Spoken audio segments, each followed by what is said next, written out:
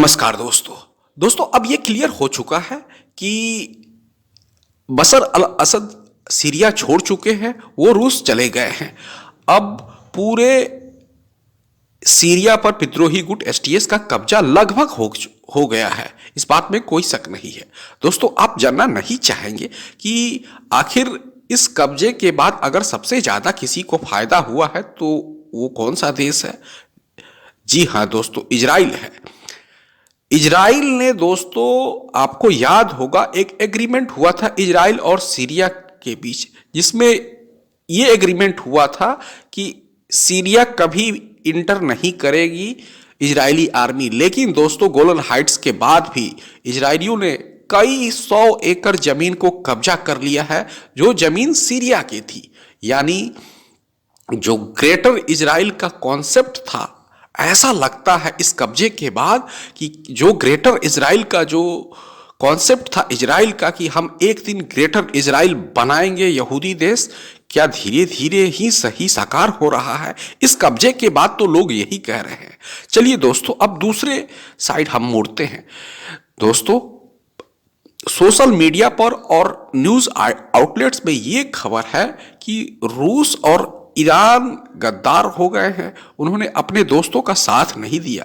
दरअसल अगर हम रूस की बात करें तो ऐसी बात बिल्कुल नहीं है। रूस तो बेचारा 2 सालों से वॉर में फंसा हुआ है, सब कुछ उसका लूट चुका है। यही कारण है जिसके कारण रूस ने सीरिया को चाह कर भी हेल्प नहीं किया। अब आइए ईरान की बात करते हैं। जहां तक ईरान की बात है ना दोस्तों, ये बात बिल्कुल सही है कि एक शिया देश है थे।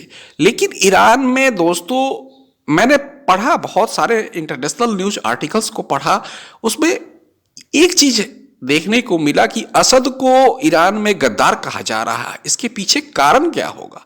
कारण यही है दोस्तों कि जो ईरान हथियार लेबनान भेजता था, वो होता यूं था कि वो सीरिया होकर जाता था और असद उसमें हेल्प नहीं करता था। इस कारण दोस्तों, लेबनान में आपने देखा कि किस तरह इजरायली ने एक पर एक वहां उसके सुप्रीम कमांडर को मारा। लेबनान को अच्छे हथियार नहीं मिल पाए क्योंकि असद उतना हेल्प नहीं किया जितना करना चाहिए था। इसी कारण ईरान में बहुत सारा धर्रा जो था वो असद से नाराज था और उसको गद्दार कह रहा था और उस असद को वक्त पर हेल्प नहीं किया।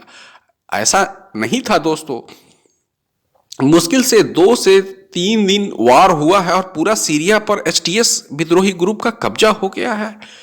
ये आश्चर्य करने वाली बात थी। इसका मतलब क्लियर था कि ईरान ने किसी तरह का हेल्प नहीं किया है।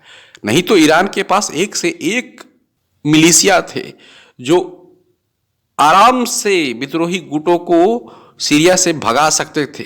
लेकिन वो जो मिलिशिया थे, किसी ने हेल्प नहीं किया असद को और नतीजा आपके सामने है। दोस्तों, आप क्या कहना चाहेंगे? प्लीज कमेंट बॉक्स में जरूर बताएं और चैनल को सब्सक्राइब करें। धन्यवाद।